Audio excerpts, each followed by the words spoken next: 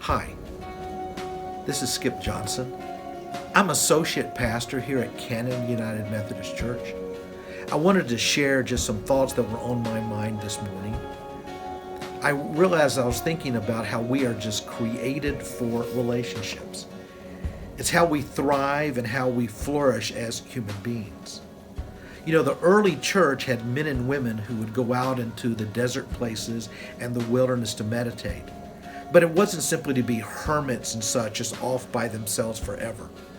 They always came back. They came back to communities to share what they had learned, what God had showed them, because they knew what we all experience. We need relationships to thrive. That is how God has created each of us. There is no such thing as a solitary Christian.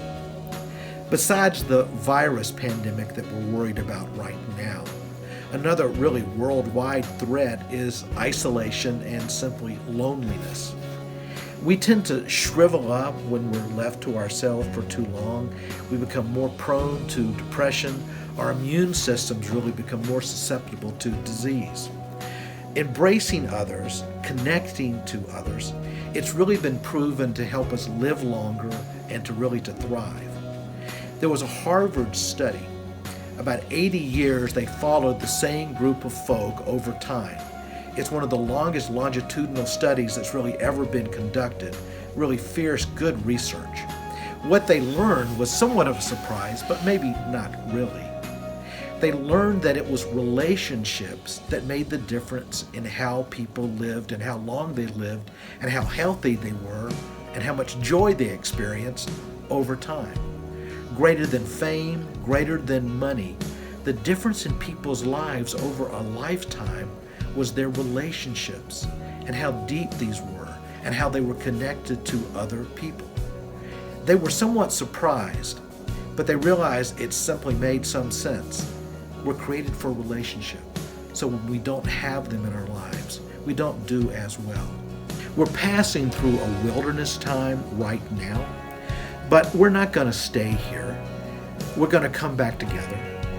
And so I know that I'm going to continue to need my relationship with you for my own well-being. So let's stay connected. If you're part of a church family, a church congregation, you've already got that going for you. You're part of this community. Not to mention that you're with a group of men and women like yourself that are traveling, journeying through this lifetime, seeking to understand God's message for us and how to live that out faithfully in the light of Jesus Christ. This is such a church. I'm glad that you're part of it. I want to encourage you to reach out in relationship to others during this time until we can all gather back together again. For this time is going to pass. There's going to be a day when we're all in the sanctuary singing hymns together. But know that by being in this congregation, you're really improving your health overall. And we're, in a sense, moving forward for the kingdom in a wonderful way. Thank you. I hope it's a good day. Reach out to someone beyond yourself.